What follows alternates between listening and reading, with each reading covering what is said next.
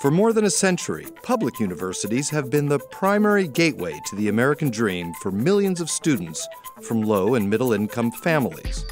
Today, even as some of the nation's wealthiest private colleges reach deeper into their substantial endowments to cap the cost of attendance, the number of students affected will remain relatively small.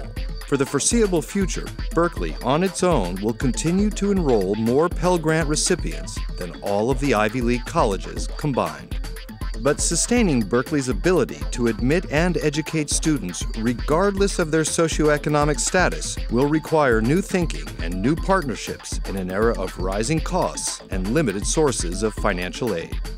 Coming up on this edition of Bear in Mind, UC Berkeley Chancellor Robert Birgeneau leads a conversation about how and why the university is confronting the challenges of access and affordability. Joining the Chancellor are Susie Castillo-Robeson, Associate Vice Chancellor for Admissions and Enrollment, Walter Robinson, Director of Undergraduate Admissions, and Gibor Basri, the Vice Chancellor for Equity and Inclusion. We at Berkeley have the privilege of working for what is one of the lead public research and teaching universities in the United States. And we're a land-grant institution, and our obligation as a land-grant institution is to serve the people of California. That's all the people of California. So it's our obligation to ensure that any young Californian, no matter what their background is, what their financial capabilities are, whether or not their parents went to college, to enable them to attend Berkeley. And this usually comes under the rubric of access and affordability. And I wonder if each of you could just go around and tell us how you think about access and affordability, how you define it, and what the challenges are for us in order to achieve it. Starting with Susie. Thank you, Chancellor. Well, in my mind, access and affordability are the key values that are really inherent in our charter. In the Organic Act, it speaks to why the university needs to attract and also engage everyone from every socioeconomic strata. So I am totally, when I think of access and affordability, I think of it as two sides of the opportunity coin, that one can indeed get the academic credentials eligible to enroll at the university. But unless you have the financial resources to do so, perhaps you won't be able to get through that door. I also think it's important to think in terms of opportunity as one level, access as another level, and then affordability as a third. Opportunity without access is almost criminal. We have opportunity. Anyone can come if they've done the work and they're eligible to a UC. Then the next level is accessibility, and do you have the information to take full advantage of the opportunity? Do you have the resources in order to take advantage of the opportunity? Because that also is part of the whole access question. So our challenge is to make sure that this very diverse state that we live in, that people, wherever they may be, have all the information they need to be able to take full advantage and to have access. Then the ultimate challenge is where to find the funding to support them through their 4 years of undergraduate education, in some cases 5. I think one of the greatest tragedies for us is that we work so hard in outreach and in our admissions process to get the best students here. And I think the greatest loss would be if, because of resource reasons, we would be unable then to allow them to come in and fully enroll at classes here. To me, that would be the greatest tragedy for UC. Gabor. Yeah, I think I wanted to elaborate on what Susie started with, which is the nature of this institution. It's a land-grant institution. Those were set up originally to enable the state to take full advantage of its resources. In the old days, that meant mining and agriculture and so on. But in the 21st century, the state's resources are primarily its people, and all of its people. And that's why we see this as a core part of our mission, to provide access and affordability to all parts of the state, so that the people with high potential to become leaders, or businessmen or community leaders, to make the state function in the 21st century as the best state it can be, we have to allow those people to come to Berkeley, and that means they have to be able to get the opportunity to get the academic grounding that they'll need to be here. But we also don't want to have a filter at the end that says, and if you're not in a situation where your family has a lot of assets, even though you have a lot of potential to help the state in the future, we can't help you because you simply can't afford it. So access and affordability are there as principles we need in order to allow the state to make use of its resources for this century. And that's why the state supports its public university system. Okay. In fact, at the present time, we're reasonably successful in access and accessibility. Of course, because of 209, our undergraduate student body is not as diverse as it needs to be. But in terms of economic diversity, I believe approximately 1/3, a little less than 1/3 of our students receive federal Pell Grants, which means that their family income is under about $40,000 a year. And this compares to about 10% at the elite Ivy League institutions. And so both percentage-wise and in terms of absolute numbers, we have many more students from economically disadvantaged backgrounds. And I wonder if any of you have any comments on why we're successful now, but why we're challenged, we'll be challenged in maintaining that as we go forward. I think it's a matter of numbers. I really do believe that the fact that 75% of our students are on some form of financial aid speaks volumes. We're a huge institution. And just the ability to obtain sufficient resources to meet every individual student's need is a daunting task. So for the short run, we may be adequately handling things, but in the long run, I think the challenge will just get worse as the state budget challenges emerge, the federal government has other challenges that it needs to address, and everyone looks home to what is the most, they go bargain hunting for an education. And my great fear in this is that in bargain hunting, students will close doors that really are the doors they should be going forward through in order to advance their particular skills and talents for the greater good for themselves, but even for the state of California. And certainly our current success, it must be in large part a reflection of the fact that we have kept to our values as a public institution. We could engineer our admissions process differently so that we had only affluent students and didn't worry about the social mobility that the public institution provides. We also could not worry about whether we had a diverse student body and not care whether students, when they came here, learned how to operate in basically the same kind of environment that the state itself provides. So we could do it that way, and we haven't chosen to do it that way.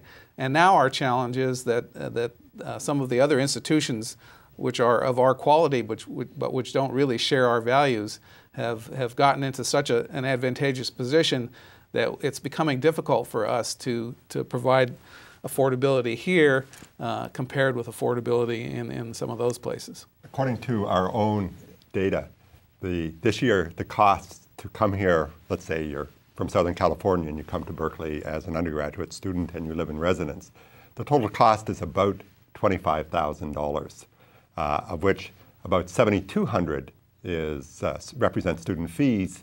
Then on top of that is health insurance, food, room and board, transportation, et cetera, right?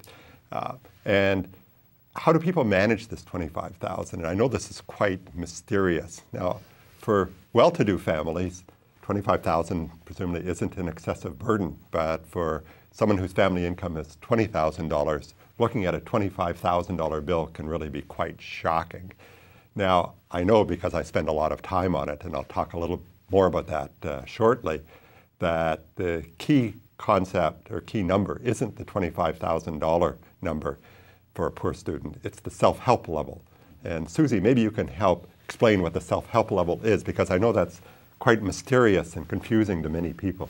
Absolutely. Self-help is actually the combination of work and loan that every individual student who's on financial aid is required to commit to in accepting their financial aid package. It's a number that each institution actually backs into once you take the total number of students that need aid and you take a look at all of the resources available to you, both from the federal, state, and UC level, and exactly what is left over is what constitutes self-help minus whatever a parent contribution might be. And what is the self-help level at Berkeley this year? For this year, it's 8,000. And it's actually increased in the last 7 years by 50%. Right. And if we're not careful, by the end of the decade, we may be approaching doubling that figure. Right.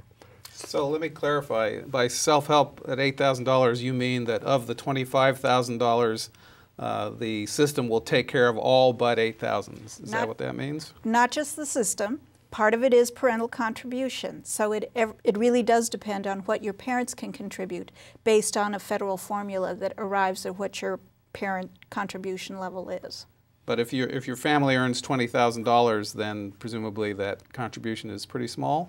At $20,000, I can guarantee there would be no parental contribution. So indeed, it would be a matter of federal and state grants and then the work loan contribution of the student. I think also, as we talk about this, the particularly low middle income families that don't qualify for a lot of the federal financial aid programs and don't have $25,000 laying around, is particularly challenging, especially when you consider the size of that population coming through the high schools and probably making up the majority of that 12.5% eligible, UC eligible students. Right. I've been for the last while chairing a committee for the system as a whole on accessibility and on self-help. And the statistics are actually quite frightening, as Susie indicated. So for the system as a whole, the self-help level this year is a little over $9,000. And we predict 10 years from now, in the 2017-2018 academic year, that the self-help level will rise to $16,700.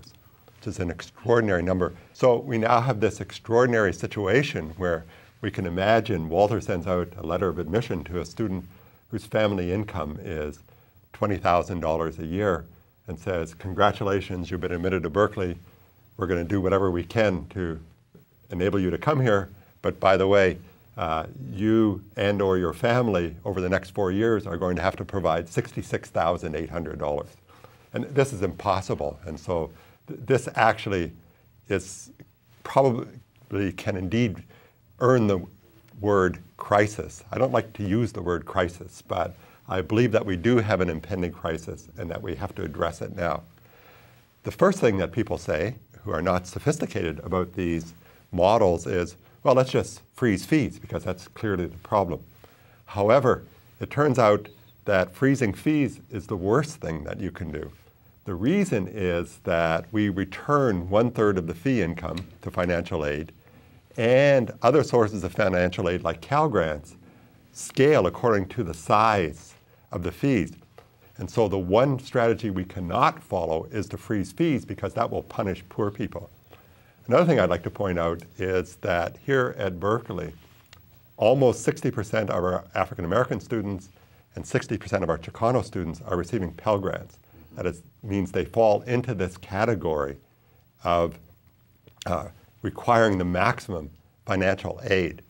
That also means that if we don't address this, we're going to do serious damage to the diversity of the student body. Again, ironically, in spite of popular perception, freezing fees will do tremendous damage to the African American and Chicano participation in higher education here at Berkeley. Quite remarkable. And that would, of course, occur at a time when the state was being increasingly diverse in its population, so that would presumably then be cutting out a larger and larger fraction of the very people that the university is here to serve. Now, about 2 weeks ago, Harvard's President Drew Faust came out with this remarkable announcement that they were going to extend their needs-based financial aid for families whose family income was up to $180,000. And that Yale, a couple of days later, has followed suit.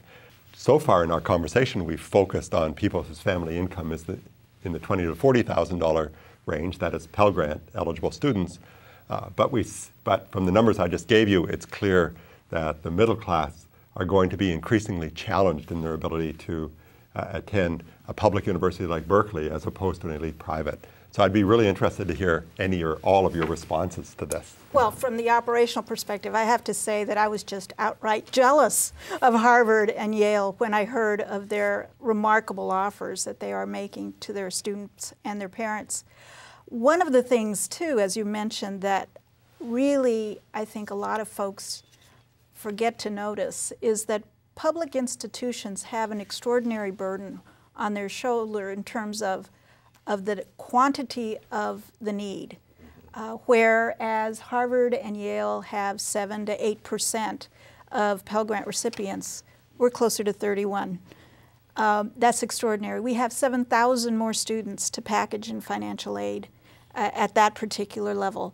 The same holds true in the middle class, Chancellor Birgeneau. So again, it is not so much a lack of willingness to follow suit. We wish we could. It's a matter of the ability to have the resources available to us in order to actually allow the same sort of packaging as the privates are now able to do with their rather large endowments. Yeah, I mean, the problem here is that we are a university that is basically Harvard's quality, so we basically have Harvard's costs, but we don't have Harvard's endowment. Not only that, with our student population, I believe that students who come here to Berkeley will learn things that they won't learn at Harvard because they're going to encounter a different student mix. And in an era where intercultural competence will be one of the most important personal characteristics to be a successful and contributing citizen in the United States, I actually believe that coming as a student to Berkeley will provide a better preparation for the real world than the education that one will get in an elite private institution. We even use in our selection process those kinds of values for students who are not just interested in how the world is, but how the world ought to be. And when you collaborate across so many different diverse backgrounds, you have the perfect lab for how the world ought to be. And so it may sound like social engineering, but I just think it's a natural outgrowth of what happens when you get people from those kinds of diverse backgrounds looking at the same problem and coming up with a variety of different kinds of solutions together. So, and I think Susie made this point most emphatically, the reality is if we're going to address the issue of accessibility and specifically not only reduce the self-help level for the poor, but to reduce the burden for the middle class, we simply must have new sources of financial aid. So one of the challenges that the committee I've been chairing for the system as a whole has been looking at is indeed this challenge of where can new resources come from? And it's clear that some of it, if not a significant part, is going to have to come from private rather than public sources. And we already have some number of scholarships here at Berkeley and throughout the whole University of California system, but that's going to have to be enhanced tremendously in order for us to have the resources that we need.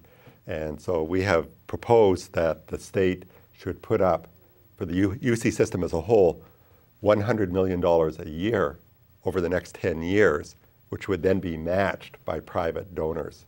I believe that this is entirely feasible, and this would create an endowment of $2 billion, which of course would grow more rapidly than inflation, and therefore would guarantee accessibility for the indefinite future. In fact, could actually ultimately reduce the self-help level if we have a good enough investment strategy. At first, you might say, $2 billion is a crazy number, but I'd like to point out that just for Berkeley alone, if every single one of our graduates, all 420,000, wrote out a check for $1,000 and mailed it in, we would then have an endowment of $420 million. That would actually solve the accessibility problem for Berkeley, at least, forever. So a one-time donation of $1,000 by every single alumnus or alumna could actually solve this problem. Now, we're not actually expecting that to happen, unfortunately, but it does demonstrate that this is not an impossible problem, that the problem of accessibility is solvable if private people will step up and help us to meet our responsibilities for the people of California. So, interested in your response to that, plus other ideas that you might have. Well, of course, alumni giving is part of the way that Harvard got where it is.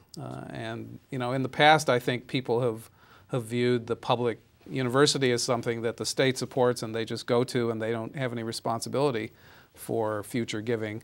And that's just changed over time, partly driven by the fact that the private have alumni who do give, and they've now gotten themselves into a situation where in order for us to maintain our own quality, you know, if our alumni appreciated going to Berkeley and appreciated the benefits of that, they're going to have to think of themselves a little bit more like private alumni in the future than they did in the past. You know, another thing that I think is another source of giving that we could probably hope to try to foster in the future is more corporate giving as well by companies in California, because it's those same companies who would like Berkeley graduates as, you know, as their trained workforce. And I know we already have had conversations with a number of companies who, you know, where that's their interest. I agree with you, Gabor. I mean, one of the things that is key in my mind in all of this is shared responsibility. Not everyone is blessed with children, but that doesn't mean that you can't adopt the children of California to help. You know, that's great. I love that. It truly isn't everyone's responsibility to build a community that is thriving, that is rich, that's engaged, and really following their passions. And without that type of both corporate, civic, state, individual responsibilities, we're never going to get there, because the challenges of the 21st century are great. But that doesn't mean that we are not up to the task. I think it's just a matter of rallying all of the resources available to us to make that happen. The collaborative partnerships, you know, no individual entity seems to have the wherewithal to address this problem by itself. And a diverse, well-trained workforce is definitely value added to the economy. The important issue from my point of view is that we can't wait for 2017 and say, okay, we have a problem, let's address it. For example, building up an endowment, we have to start now. Even in this year of a budget crisis, we can't say, well, let's wait until the budget gets better. Because the budget's never really better, right? The budget's always challenged, or always competing demands. So we have to decide now that this matters profoundly to us, and we have to figure out how to move forward. So for the last while, we've been focusing on the monetary aspects of accessibility. I'd like to move over now to some other things that I know all of you work hard on, and you, Walter, in particular. Maybe you can talk a little bit about outreach, comprehensive review, yield, and all the things that we have in place to support accessibility and success for low-income students. And where are there gaps, and what can we do better? And what are we already doing very well that we can just be proud of? Well, when we talk about outreach, I think it's important that we break it down into three phases. The first phase would be the developmental outreach, of which we don't do a whole lot, but there's some that's going on. Early outreach is something that we do quite well through the Center of Educational Partners. The Educational Opportunity, Educational Opportunity programs. Upward Bound.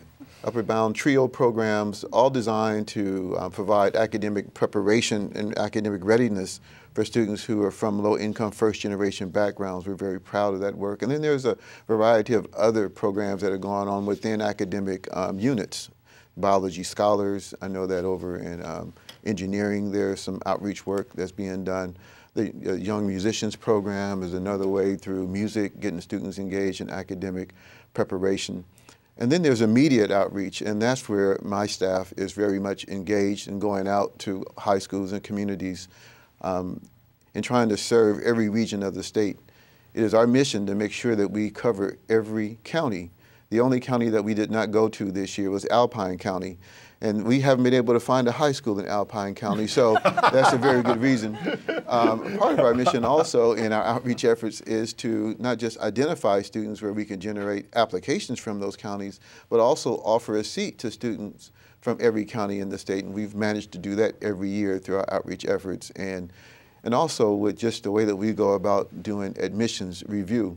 You mentioned comprehensive review. Core to comprehensive review is that we look at students in the context of opportunities that were made available to them. That way, students that are at low-resource schools, and I like to say low-resource schools instead of low-performing schools, because these students are performing in outstanding ways. They just happen to be in environments where there's not a great deal of resources available to them, as is the case for students that are in higher resource schools. But those students who have excelled in those environments, those students who through their involvement with extracurricular activities have contributed to those communities, those students who might be in situations and circumstances where they just cannot contribute in traditional ways in volunteerism because they have family responsibilities and other obligations. We're proud of the fact that we can look at those students in total, as a total individual. All 44,000 of those applicants last year were read at least once.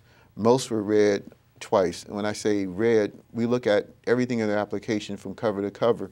And that's how we come up with our contextual understanding of who these students are and what they may bring to the campus community. We want to make sure that we leave no stones unturned as we go out and try to find students who represent the socioeconomic and geographical diversity of the state. So that's central to our admissions policy, to our outreach strategies, and to our yield events. And that's the final thing I would like to mention.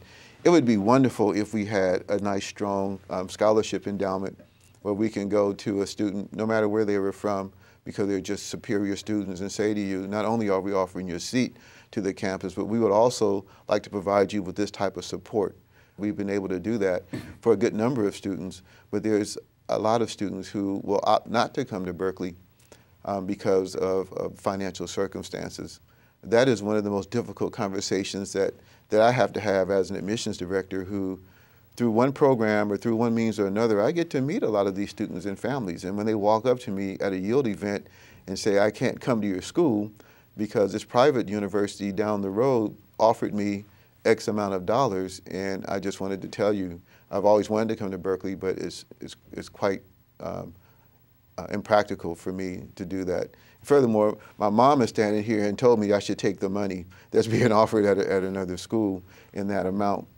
These are tough decisions for families because they know the value of an education and a degree at Berkeley. They know it's more than a golden opportunity, but what I like to call a golden bear opportunity. And so yield is where we try to part that kind of spirit and information that is a golden bear opportunity that we hope they can take advantage of. You know, Walter's point really does raise, in my mind, another critical element of community, and that's communication. You know, my basic message always is financial aid is available to every student. It's just a matter of the type of financial aid that a student ends up with. And that's true for middle class. I mean, even high-income individuals are eligible for, you know, unsubsidized loans if they so choose because they have a son or daughter at school. So again, I think it's the myth of a state institution being paid for by the state, whereas now the whole algorithm for financial support has changed in the last 10, 15 years. Well, I think we also need to remember that the state has a lot of communities that are not used to college going. We have a lot of, you know, first generation college students here. That means those students come from families that are unfamiliar with the whole scene, not just financial aid, but what happens at college and how do you best pursue it and how do you best stick with it and so on. And so I think we have a broader mission to make better contact with those families, have better resources out in those communities, produce better networking for those people so they can find out what they need to find out, not just in the financial aid area, but the other areas of student life and how you go about getting to Berkeley in the first place, which is a process that you have to start much earlier than your senior year in high school. So there's a lot that we need to do to further engage that segment of the state. And so trying to create a college-going culture where it does not exist is very, very important. Some of us came through life with kind of an invisible hand guiding us from place to place and making sure we were where we were supposed to be at all the particular important benchmarks. And then there's some communities that need that deliberate hand that you can see that will grab you by the shoulder and take you to this place and then take you to that place and expose you to the things that you need to be exposed to so you'll be ready to have an experience, a UC experience. But it even takes more preparation to make sure that you're ready for the Berkeley experience, because we believe that we can have academic excellence and diversity, and that's always our goal, trying to have that balance of academic excellence and diversity. We can have both. So this has just been a really terrific conversation. Maybe I'll go around, and if any or each of you wants to make a sort of final comment, starting with Susie. Well, I'll just start off with advice that my mother gave me, who is 87 years old, and her only regret in life is that she never went to college. And that is, invest in yourself. If you're a student who's thinking about going to a school or college, do not sell yourself short, because you will regret it for the rest of your life. You are making the best investment in yourself, and that would mean your time, looking at your talent, identifying your passion, and running with it. And then also, once you are allowed in by a particular institution, and hopefully that will be Berkeley, that you will indeed look for resources, and that we're here to help you identify resources to make that dream a reality. I think students and parents just need to be courageous enough to meet the challenge of preparing for a first-rate education. It is definitely worthwhile. I know that in some community it appears not to be highly rewarded to be a computer nerd or someone interested in science and math. There's even some intimidation factors that come with that, and that's why I just want to promote the importance of being courageous and stepping outside of the confines of maybe what might be the norm in your community. And I'm speaking specifically in this case to the African American community. Since I'm a member of that community, I'm also a member of this great university. I would like to do whatever I can to send a positive message to challenge the myth that Berkeley is out of reach, that you need to have a 4.0 in order to get in. It helps, but it's not absolutely necessary. We look for students who have gotten the most out of the circumstances that they live in and they exist in. So I would just encourage students to take a close look at Berkeley and what we have to offer. Well, I'd like to piggyback off of that and just say that it's also not just their task, but it's our task, and I hope that this conversation shows that we really have taken this on as a really primary task that we have here, and I appreciate the Chancellor's leadership on this issue, and I appreciate the opportunity that I have as a new position, which is directly aimed at this issue, equity and inclusion.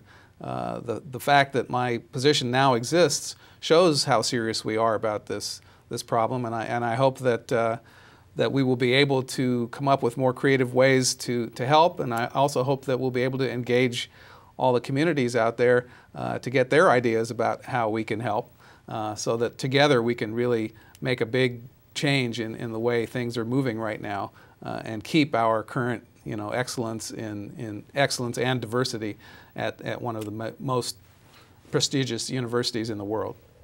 So I'll just finish where I began, which is reminding people that we are a public institution, and that ultimately both our obligation but also our privilege is to serve the people of California, but it's important that we serve all of the people of California, and that in order to do that, we're going to have to focus increasingly on accessibility and affordability for our undergraduates by whatever it means that it takes in order for us to guarantee that.